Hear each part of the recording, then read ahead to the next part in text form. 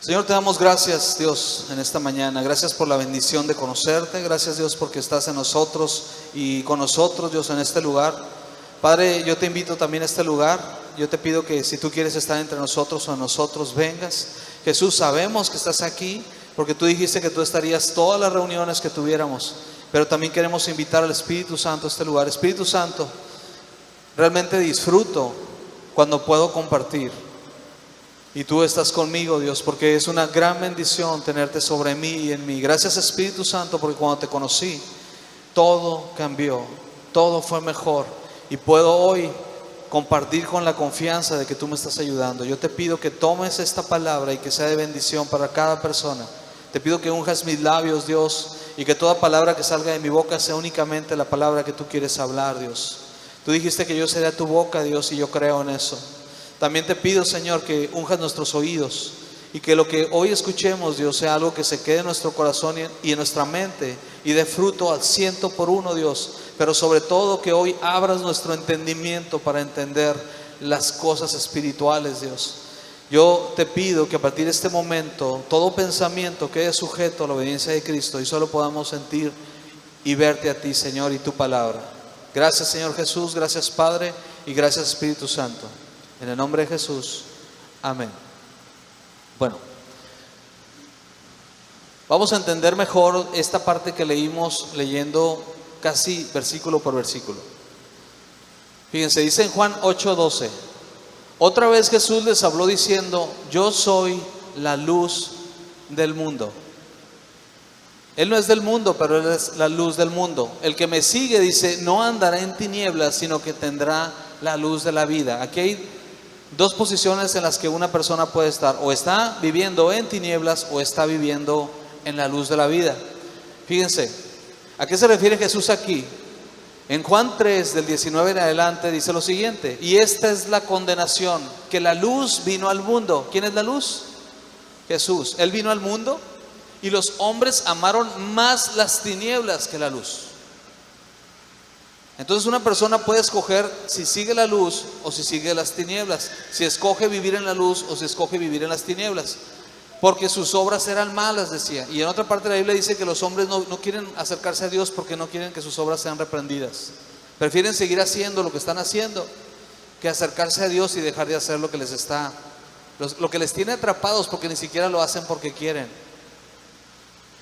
Dice, porque todo aquel que hace lo malo aborrece la luz y no viene a la luz para que sus obras no sean reprendidas. Mas el que practica la verdad viene a la luz. ¿Quién es la luz? Jesús. Para que sea manifiesto que sus obras son hechas en Dios. Entonces tú puedes escoger o seguir una vida de tinieblas, porque todos cuando no conocíamos a Jesús andábamos en una vida de tinieblas, o acercarnos a Dios a través de su Hijo. A eso se refiere. Jesús es la luz. En Juan 8:13, el siguiente versículo dice: entonces los fariseos le dijeron: tú das testimonio acerca de ti mismo, tu testimonio no es verdadero, le dijeron. Tú estás hablando por ti solo, tu testimonio no es verdadero. Así, porque ellos ni siquiera sentían lo que era Jesús, no podían percibir ni la unción que Él traía, y por lo tanto ellos se basaban en vista. Y ellos le decían esto por lo siguiente. ¿A qué se referían ellos? Mire, en Deuteronomio 19:15 dice: no se tomará en cuenta a un solo testigo contra ninguno en cualquier delito ni en cualquier pecado. Cuando una persona hacía algo indebido y alguien llegaba y decía: yo puedo dar testimonio de que esa persona hizo las cosas mal, yo lo vi, decía: no nos sirve tu testimonio porque estás solo, tienen que venir dos o más. Y entonces él llegaba y buscaba a alguien más que hubiera visto y decía: nosotros dos lo vimos. Cuando ya dos personas lo decían, se les tomaba como un testimonio verdadero. Por eso decían ellos: tu testimonio no es verdadero porque hablas por ti solo, le decían a Jesús.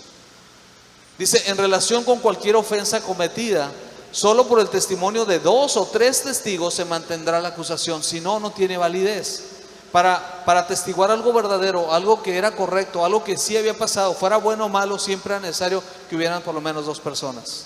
Y como Jesús lo veían solo, decían: tu testimonio no es verdadero porque tú estás solo, tú hablas de ti mismo nada más. ¿Quién va a dar fe de lo que tú estás diciendo? Fíjense, Juan 8, 14 al 15.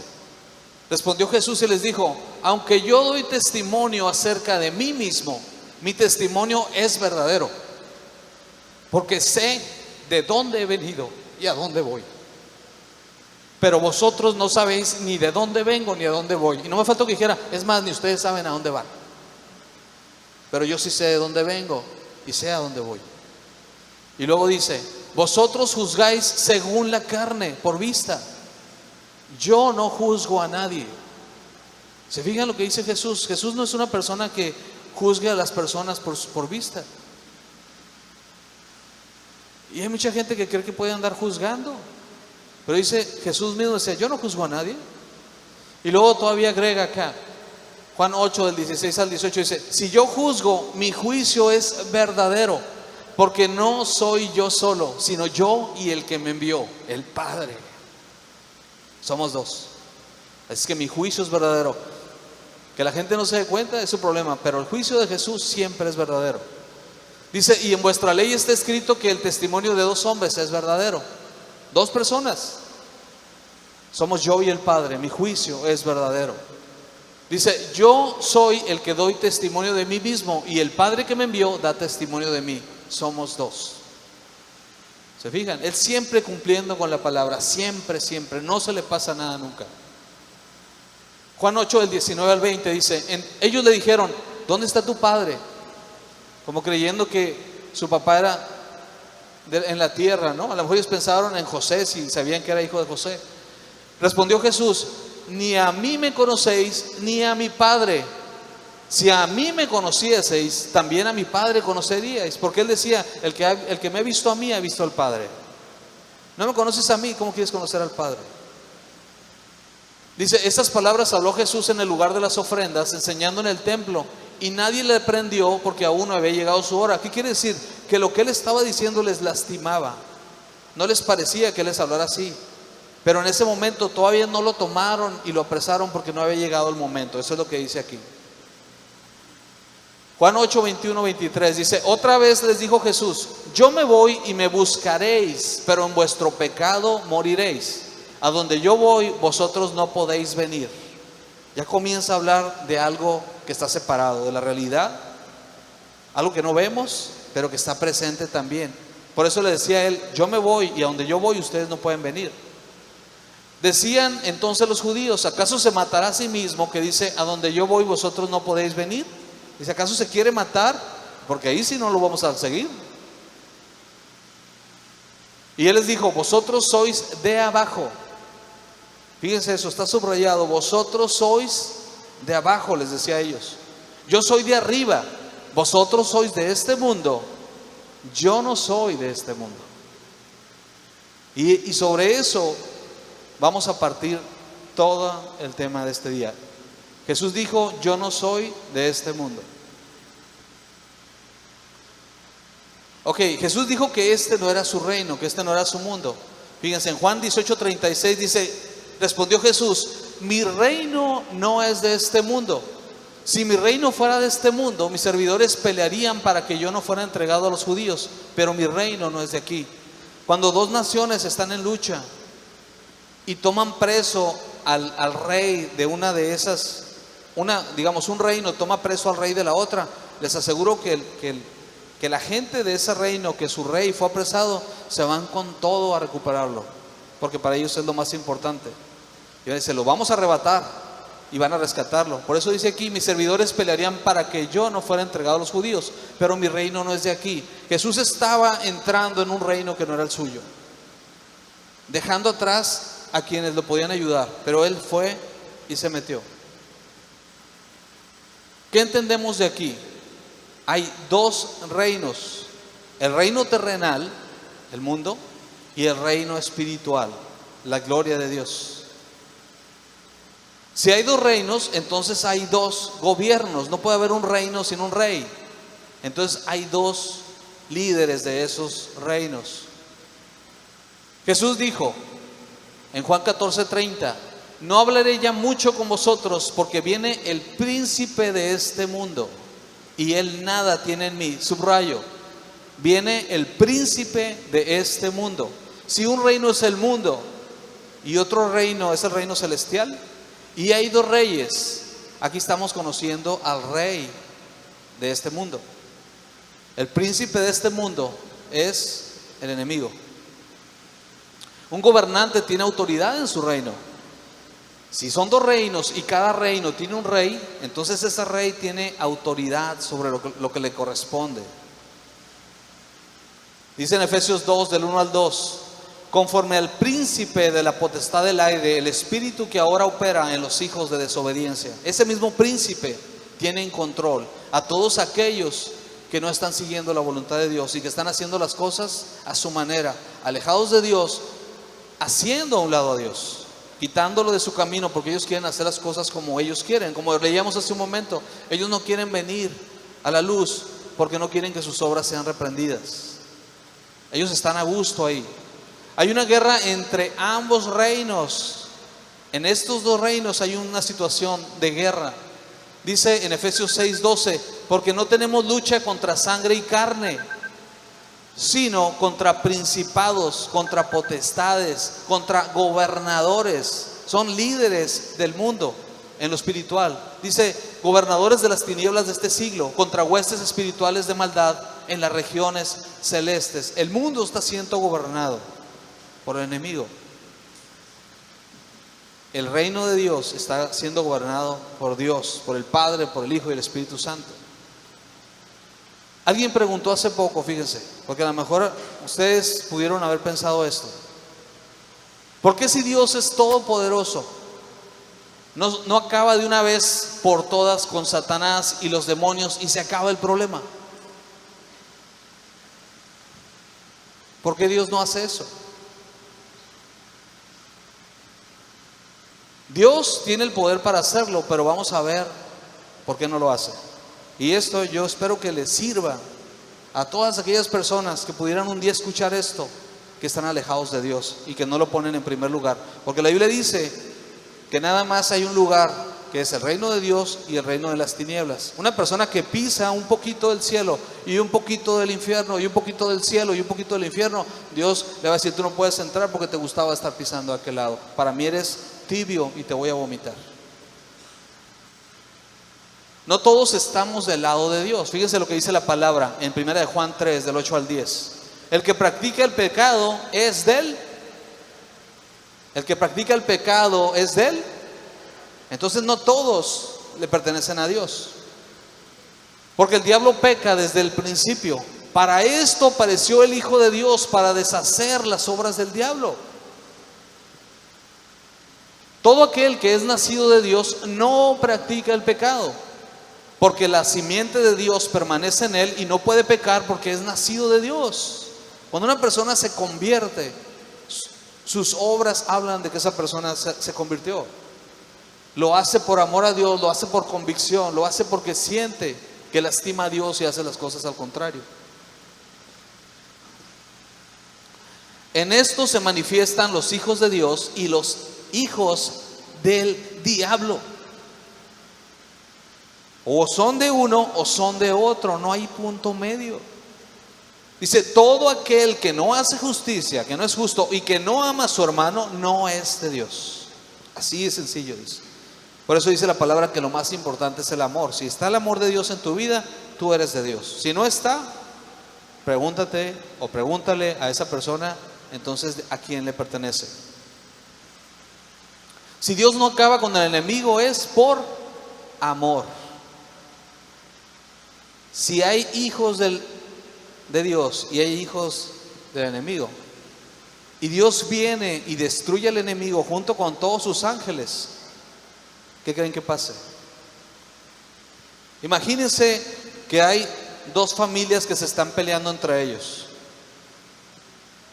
y el hijo de la primera familia es engañado por la otra familia y le hacen creer que ellos son los que tienen la razón. Y el hijo de la primera familia va y vive con la segunda familia. La primera familia consigue una bomba con la cual puede destruir a la segunda familia. ¿Ustedes creen que aventarían esa bomba sabiendo que el hijo está allá? Eso es lo que está pasando con Dios. Dios no puede destruir ahorita al mundo, porque sabe que muchas personas que Él ama van a terminar yéndose con el enemigo. No va a haber quien lo rescate. Por eso es. Y se los voy a comprobar. Dice en 2 de Pedro 3:9: el Señor no retarda su promesa, según algunos la tienen por tardanza, sino que es paciente para con nosotros, no queriendo que ninguno perezca, sino que todos procedan al arrepentimiento. Él puede venir, pero Él no quiere que la gente se vaya, la gente que no ha conocido, tantas millones de personas se pierdan, porque Él ya venga. Ahora, Él tiene planes de venir. Eso es lo más impresionante. En el 3:10, que es el de enseguida, dice: pero el día del Señor vendrá. ¿Qué quiere decir? Que ese versículo está relacionado con el primero. Dice, vamos a leer el primero: el Señor no retarda su promesa, según algunos la tienen por tardanza, sino que es paciente para con nosotros, no queriendo que ninguno perezca, sino que todos procedan al arrepentimiento. Pero el día del Señor vendrá, dice, va a venir como ladrón en la noche. Nadie sabe cuándo va a llegar. Por eso es que es necesario que estemos preparados y conectados con Dios. No un día con un pie en las cosas del Señor y otro día un pie en las cosas del enemigo. Y a veces el enemigo nos trata de confundir. Dice: no, eso no es malo, eso es diversión. No es malo que andes con tus amigos, porque que tú tienes que ser luz, pero nunca les comparte nada del Señor. ¿Eso es cierto? Dice: nada, es que yo ando con ellos porque el Señor dice que no debemos de separarnos totalmente del mundo. Sí, pero ¿eres de bendición para ellos? ¿Les hablas de Dios para que se conviertan, o ellos son los que te están convirtiendo a ti? Dice: pero el día del Señor vendrá como ladrón en la noche, en el cual los cielos pasarán con gran estruendo, y los elementos ardiendo serán deshechos, y la tierra y las obras que en ella hay serán quemadas. Acabará todo. Cuando Jesús venga, hará justicia. Dice en 2 de Pedro 3:7: pero los cielos y la tierra que existen ahora están reservados por la misma palabra, guardados para el fuego en el día del juicio y de la perdición de los hombres impíos. Se van a perder. El día que Jesús venga y haga juicio, los que no se acercaron a Él se pierden. Está retardando su promesa. Señor, ya ven, sí. Pero cuando venga, a lo mejor tu familia no se va. Mucha gente dice: no, pues Señor, ya ven, mejor ya arregla esto. No, Él está esperando, Él tiene su tiempo, y lo está haciendo por amor a ti, por amor a los tuyos, y a muchos más que ni siquiera le han conocido y no les hemos compartido. Pero cuando eso pase, ellos se pierden. Joel 1:15 dice: ay del día, porque cercano está el día de Jehová, y vendrá como destrucción por el Todopoderoso. Claro que es todopoderoso, claro que lo es, pero Él está esperando en su paciencia para poder venir, porque muchos se van a ir a un lugar en el que van a estar sufriendo una eternidad, y eso es lo que Él está esperando, no afectarles. Esto Jesús lo explica claramente con la parábola del trigo y la cizaña. Fíjense, está medio curioso la cara de este señor que anda sembrando, ¿verdad? ¿Por qué? Fíjense, dice en Mateo 13, del 24 en adelante: le refirió otra parábola diciendo, palabra de Jesús: el reino de los cielos, fíjense, habla del reino de los cielos, es semejante a un hombre que sembró buena semilla en su campo. Pero mientras dormían los hombres, vino su enemigo y sembró cizaña entre el trigo y se fue. Y cuando salió la hierba y dio fruto, entonces apareció también la cizaña. Fruto bueno y hierba mala. Vinieron entonces los siervos del padre de familia y le dijeron: Señor, ¿no sembraste buena semilla en tu campo? ¿De dónde pues tienes cizaña? Él les dijo: un enemigo ha hecho esto. Y los siervos le dijeron: ¿quieres pues que vayamos y la arranquemos? Señor, ¿por qué no vienes de una vez? ¿Por qué no te llevas de una vez a los tuyos? ¿Por qué no vienes y quitas a los malos? Perdón, así es como le están preguntando. Y fíjense cómo él contesta. Él les dijo: no sea que al arrancar la cizaña arranquéis también con ella el trigo. Todavía hay unos que tienen los pies, uno del lado que le conviene y otro del lado que no le conviene. Y a la hora que arranque la cizaña, se puede ir uno más. ¿Por qué? Fíjense, por esto. Me sorprendió esto. La primera imagen es el trigo antes de madurar. La segunda imagen es la cizaña. ¿Se parece o no se parece? Por eso le dice el sembrador, el Señor le dice, no pueden ir ahorita, porque van a arrancar junto con la cizaña el trigo que todavía no ha madurado. Hay mucha gente que como no madura, se parece a la cizaña. Y cuando Dios venga y arranque y mande sus ángeles, a arrancar, se va a llevar a los que no estaban completamente convencidos, a los que no habían madurado. Dejad, dice el Señor, dejad crecer juntamente lo uno y lo otro hasta la siega, y al tiempo de la siega yo diré a los segadores, recoged primero la cizaña y atadla en manojos para quemarla. Ahí sí ya se va a poder distinguir cuál es una y cuál es otra. Arranque la cizaña, amontónenla y va a la lumbre. ¿Qué es la lumbre? Fuego. Dice, pero recoged el trigo en mi granero. Esos son para mí. Esos se van conmigo. Esos van a estar conmigo siempre. Va a haber una división. No dice, los que parecen como entre trigo y cizaña, eso los dejas por fuera del granero. Eso no dice. Dice, la cizaña se va al fuego y el trigo a mi granero. Jesús les decía esto a los líderes de la ley, fíjense. Juan 8:44. Vosotros sois de vuestro padre el diablo, y los deseos de vuestro padre queréis hacer. ¿Por qué les decía eso? No les decía para espantarlos, no les decía para ver si ellos le echaban más ganas. Les decía porque era la verdad, porque Jesús no podía decir mentiras. Decía, ustedes le pertenecen al diablo. Si él en ese momento hiciera el juicio, ellos se van con el enemigo. ¿Cuántas millones de personas creen que se irían ahorita al infierno si Dios viene y hace juicio? ¿Saben que el porcentaje de cristianos en cada país es mínimo? Solo hay uno que otro país que puede pasar del 50% de cristianos. Pero la mayoría de los países del mundo están con porcentajes por debajo del 10 y del 5%. Esas personas se van a perder, los que no han conocido al Señor. Dios sigue esperando que los pecadores se arrepientan, porque cuando venga Jesús ya no habrá oportunidad y serán condenados junto con el enemigo y todos sus demonios. Se les acaba la oportunidad. ¿Cuáles son las diferencias entre ambos reinos? Si hay un reino celestial y un reino terrenal, ¿cuál es la diferencia? Fíjense, reino terrenal, reino espiritual o celestial.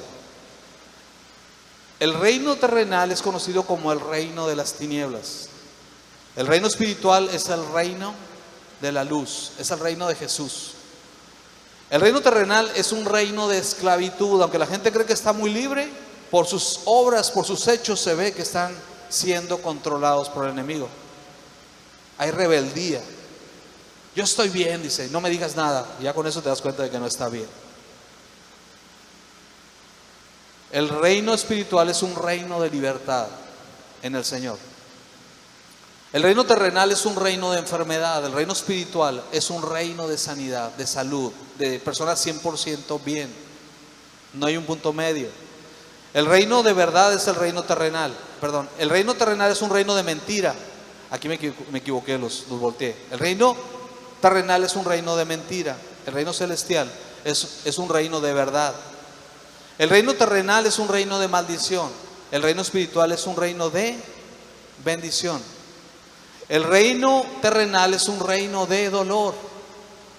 Siempre hay sufrimiento, la gente no puede estar bien. Mientras que el reino espiritual es un reino de gozo, de felicidad, de dicha. Una última característica: el reino terrenal es un reino de muerte eterna. El reino espiritual es un reino de vida eterna. Son opuestos entre sí. ¿Qué es lo que Dios quiere para ti?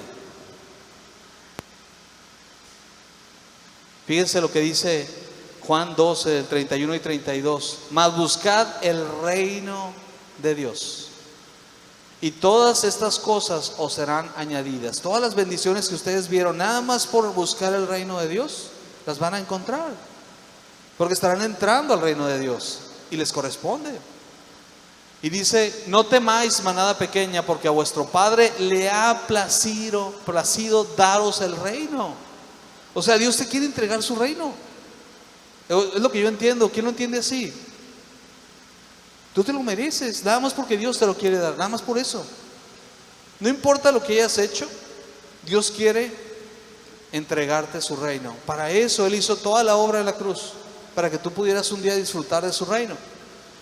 Vended lo que poseéis y dad limosna. Dice: haceos bolsas que no se envejezcan, tesoro en los cielos que no se agote, donde ladrón no llega ni polilla destruye. Dice: menosprecia lo que hoy tienes pensando en lo que viene.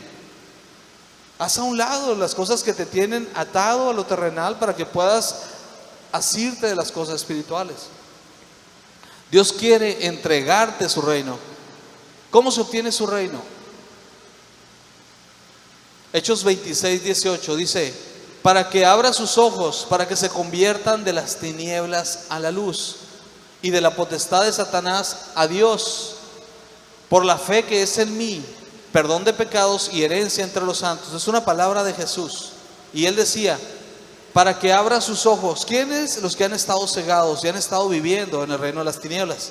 Dice: para que se conviertan de las tinieblas a la luz. ¿Qué dice ahí? Que pasen de un reino a otro. ¿Estamos de acuerdo? Dice: y de la potestad de Satanás a Dios, del lugar donde han sido gobernados por el enemigo, que pasen ahora al lugar donde serán gobernados por Dios, donde Él será el rey, pero es un rey bueno. Dice: para que reciban por la fe que es en mí. Por eso es que nosotros le entregamos la vida a Cristo.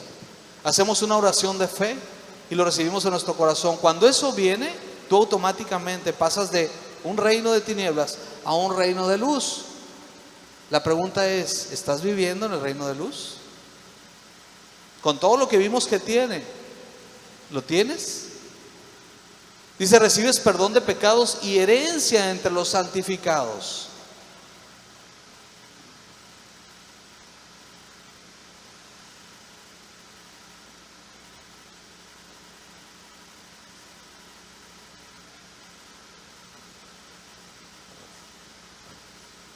Algo pasó ahí. No sé si está desconectado el USB, Ramón, o algo.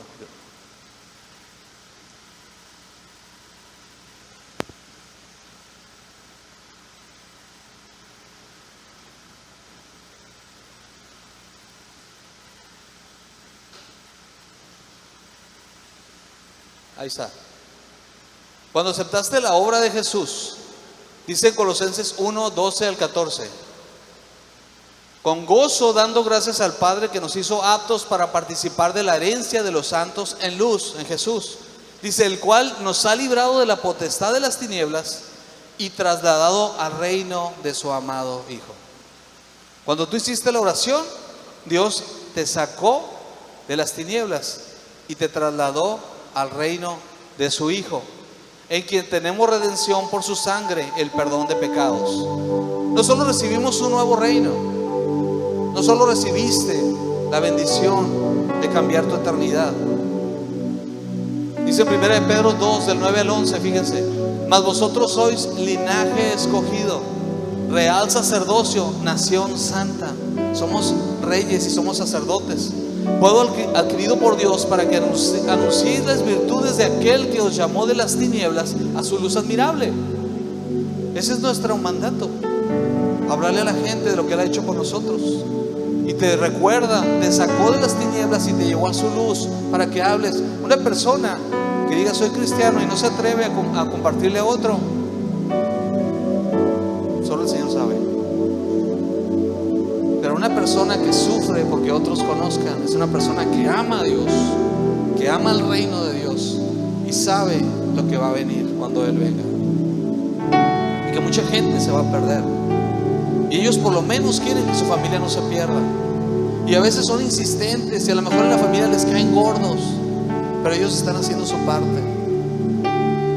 Y si llega a ocurrir que ellos se vayan y no conozcan de Dios, entonces estando ahí en llamas de fuego, van a decir: ¿por qué no le hice caso a mi hermano? ¿Por qué no le hice caso a mi tío, a mi primo? ¿Por qué no lo escuché?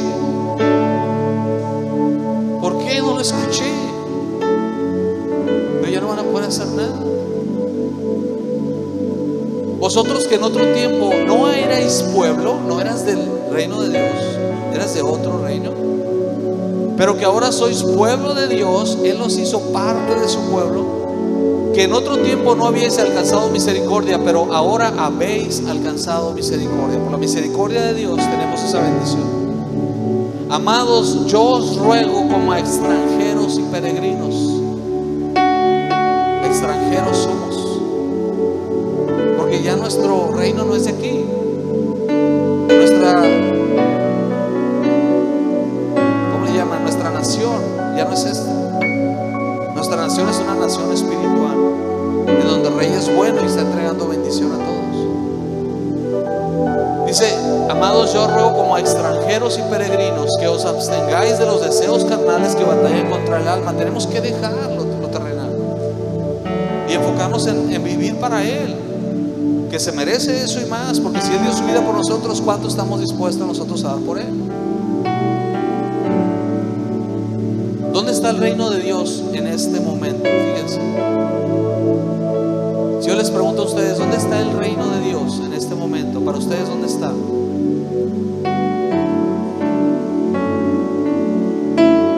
¿Está complicado? ¿Dónde estará el reino de Dios en este momento? Fíjense. Mateo 12, 28 y 29. Pero si yo, por el Espíritu de Dios, echo fuera a los demonios, ciertamente ha llegado a vosotros el reino de Dios. ¿Dónde está el reino de Dios? Aquí. ¿Y saben quién lo está diciendo eso? Jesús. La manifestación de que el reino de Dios se está estableciendo es porque podemos echar fuera a los demonios, porque nosotros tenemos autoridad. Podemos hacerlo. Si una persona echa fuera demonios, esa persona está viviendo en el reino de Dios, es parte del reino de Dios. Y si tú eres un hijo de Dios, tú deberías estar viviendo en el reino de Dios, sin temor contra el enemigo, porque no te puede hacer nada. Tienes un letrero grande que dice: soy hijo de Dios, y Dios es más fuerte. Dice: porque ¿cómo puede alguno entrar en la casa del hombre fuerte y saquear sus bienes si primero no le ata, y entonces podrá saquear su casa? ¿Por qué ven que viene esa parte inmediatamente después de ciertamente ha llegado a vosotros el reino de Dios? Y la dice Jesús. Eso fue algo que el Señor me reveló. Dice Jesús: ¿cómo puede alguno entrar en la casa del hombre fuerte y saquear sus bienes si primero no le ata, y entonces podrá saquear su casa? ¿Sabes que Jesús hizo eso? Vino y se metió a la casa del hombre fuerte, el reino terrenal, y lo ató y comenzó a saquear su casa. Tú saliste de la casa del enemigo, pero Dios te lleva ahora a su presencia. Dios hizo eso. Jesús hizo eso por ti. Vino y se metió, aparentemente como débil, pero siendo fuerte, porque Él sabía lo que estaba haciendo. Y cuando el enemigo lo atrapó, dijo: lo voy a destrozar, lo voy a matar. Y vio que él se dejaba. No sabía que en lugar de estarlo dañando, estaba cumpliendo con lo que Jesús esperaba que hiciera. El demonio creyó que estaba acabando con Jesús, pero él solo estaba acabando con él mismo, porque iba a levantar a Jesús en gloria después, lo que él estaba haciendo. Jesús se metió al mundo a la casa del enemigo y comenzó a saquear. Y tú eres parte de esos que han sido saqueados de la casa del enemigo. Una vez, un evangelista muy conocido actualmente que se llama Reinhard Bonnke, estando en África, pasando por situaciones difíciles económicas, el Señor le hizo una pregunta porque lo amaba. Y le dijo: hijo, ¿quieres que te dé $1 millón? Y Reinhard Bonnke se puso a pensar solo un momento y dijo: Señor, no.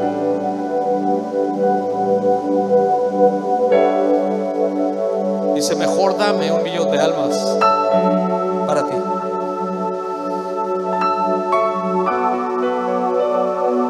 ¿Y saben qué le contestó Dios? Dice: no solo vas a tener $1 millón, vas a saquear el infierno por mí. ¿Saben que sus reuniones son de más de 3 millones de personas?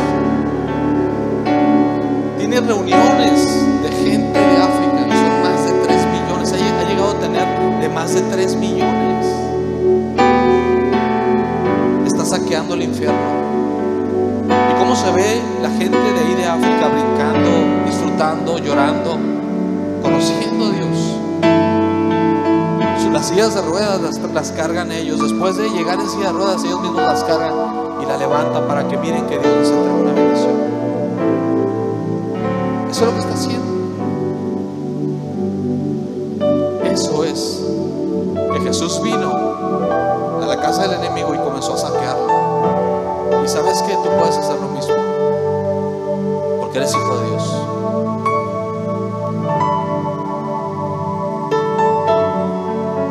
Jesús quiere que sepas que su reino está listo y disponible para ti, porque eres su hijo. Nada más por eso. Los que entienden esto no pueden estar viviendo a medias, pero el reino de Dios se tiene que buscar. Dice Mateo 6:33: mas buscad primeramente el reino de Dios y su justicia, y todas estas cosas os serán añadidas. Jesús en Mateo 13:37 nos explica claramente la parábola del trigo. ¿Ya la entendiste tú? Yo percibí que ya la entendiste, y a lo mejor está un poco de más, pero fíjense cómo le explica Jesús. Mateo 13, del 37 al 42. Respondiendo él les dijo: el que siembra la buena semilla es el Hijo del Hombre, es Jesús. El campo es el mundo. La buena semilla son los hijos del reino, y las cizañas son los hijos del malo. Hay de los dos. El enemigo que la sembró es el diablo. La siega es el fin del siglo, y los segadores son los ángeles. De manera que como se arranca la cizaña y se quema en el fuego, así será en el fin de este siglo, en el fin del mundo. Enviará el Hijo del Hombre a sus ángeles, y recogerán de su reino a todos los que sirven de tropiezo y los que hacen iniquidad, a los malos, y los echarán en horno de fuego. Ahí será el lloro y el crujir de dientes.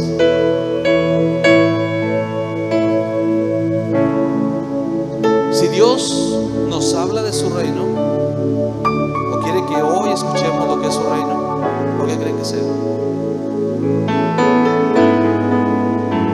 ¿Se acuerdan cuando di la plática de avivamiento? Que el Señor me dijo: escoge 2 avivadores, los que tú quieras. Y cuando yo escucho eso, cuando yo pensé en esa pregunta, dije: ¿así que quiere? Me está diciendo: ¿cómo quieres que me mueva cuando haga el avivamiento? ¿Cómo te gustaría a ti? Y yo le dije: lo que a mí me gustaría. Entonces, cuando Dios pregunta, como el papá que le pregunta a la niña: ¿cómo dijiste que era ese vestido que te gustaba? O al niño: ¿cuál es el juego que dices que te interesaría tener? ¿Por qué creen que le pregunta? Porque él quiere tener la bendición. Dios quiere que se hable de su reino hoy. ¿Por qué creen que está queriendo que hablemos de su reino? ¿Por qué?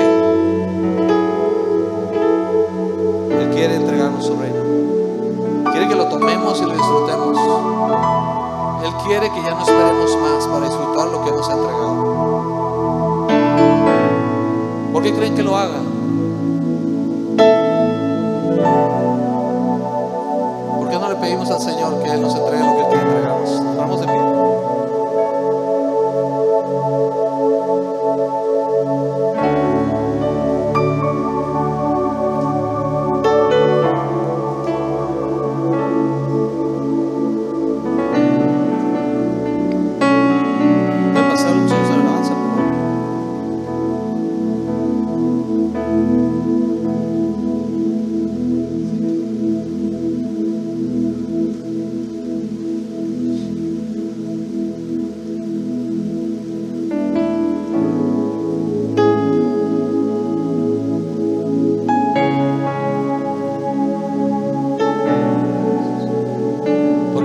Para que el Señor se manifieste hoy, y si Él quiere entregarnos su reino, que lo recibamos, que podamos estar abiertos a lo que es su reino y solo disfrutar de lo que Él tiene para nosotros.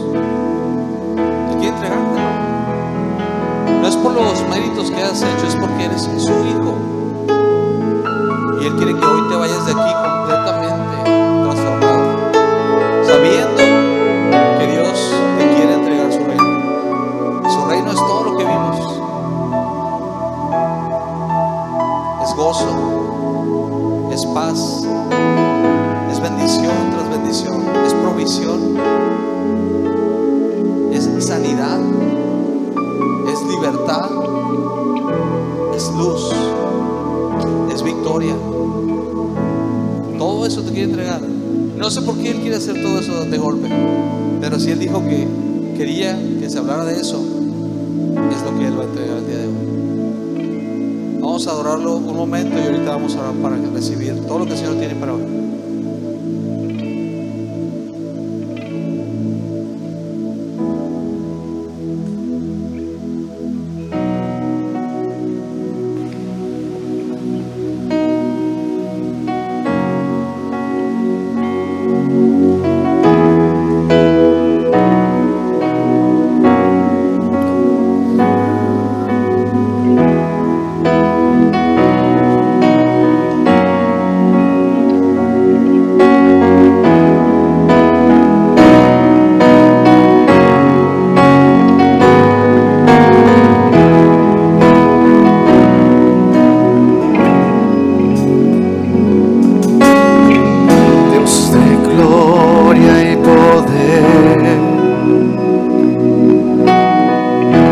Amado Salvador, te queremos en ti, Santo Dios de Israel, como en Pentecostés, llénanos otra vez de ti.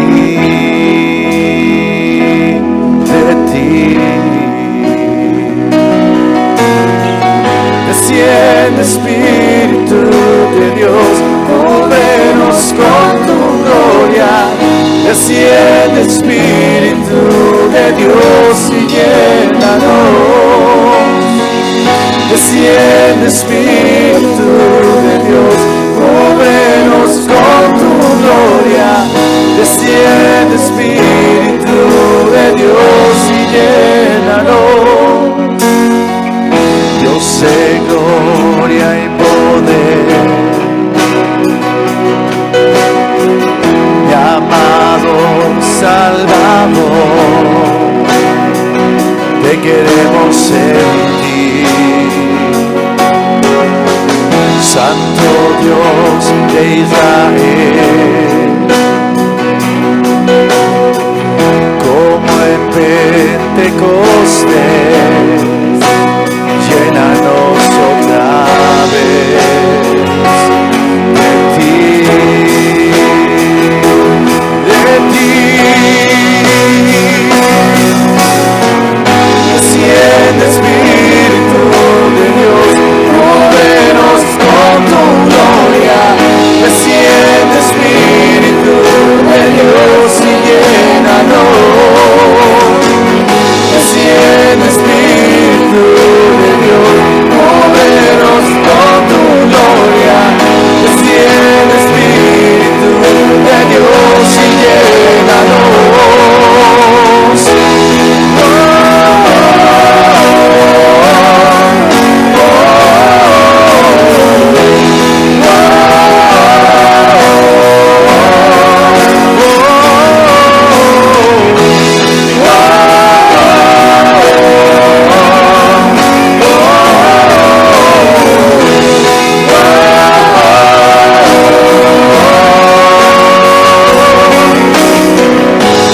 desciende,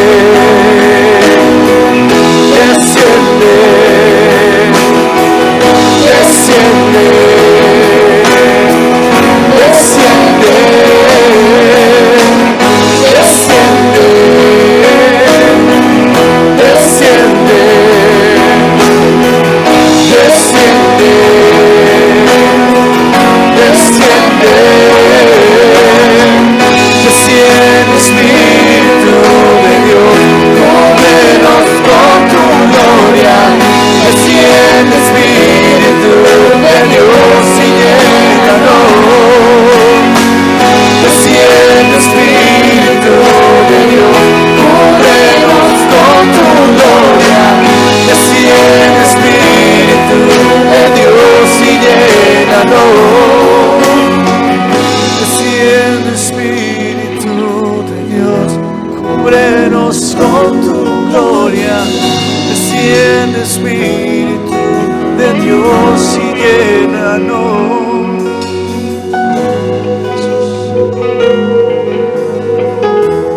Gracias, Dios. Que tú deseas, Señor, no solo que te conozcamos, Dios, que nos acerquemos a ti. Dice en tu palabra que a ti te ha placido entregarnos el reino. En tu corazón está, Dios, que nosotros vivamos en tu reino, Dios. Tu reino ya fue establecido aquí, Dios, desde que tú llegaste. Y cada persona que se acerca a ti es parte de tu reino. Pero hay una lucha. Y si nosotros estamos contigo, tenemos que luchar. Y vamos a tomar nuestras bendiciones. Dios, yo te pido, Señor, que en esta mañana tú comiences a hacer lo que tú planeaste para este momento.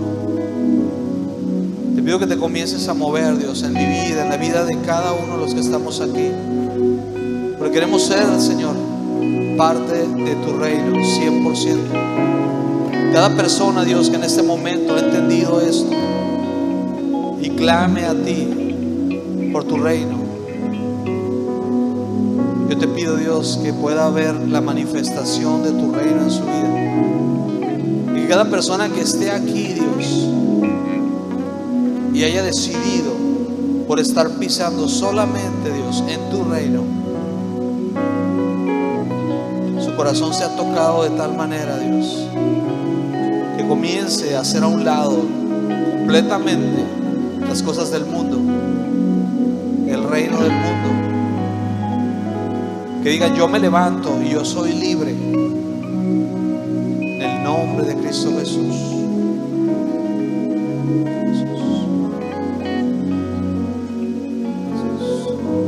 Ahorita yo tuve como una impresión de algo. Se me vino algo a la mente. Y yo creo que muchos de los que están aquí son como alguien que estuvo en algún tiempo esclavo por una persona que era más fuerte que él, pero en algún momento esta persona que estaba como esclavo, Dios le ayudó y no se dio cuenta que creció más que el que lo tiene esclavizado. Y esa persona no se ha dado cuenta y no se libera porque cree que todavía es menor que el que lo tiene esclavizado. Pero Dios te dice: tú tienes mi fuerza, tú tienes mi poder, eres mi hijo. Y tú puedes romper cualquier ligadura y salir de ahí, porque el enemigo no puede mantenerte más en esa situación. Si alguien de aquí cree que está así, yo le pido que levante sus manos y le diga: Dios, yo declaro que a partir de este momento yo rompo las ataduras del enemigo en el nombre de Cristo Jesús. Y yo salgo libre de toda opresión. Yo salgo libre de toda esclavitud en el nombre de Cristo Jesús. Y yo paso, Señor, a tu reino directamente. Yo me libero porque Él no puede tenerme allí, porque yo ya no soy de su reino. Yo soy del reino de Jesús y el enemigo ya no me puede tener ahí. Yo soy libre. Soy libre en el nombre de Cristo Jesús. Y el enemigo no le queda otra que hacerse a un lado. Soy libre en el nombre de Cristo Jesús. Gracias, Dios.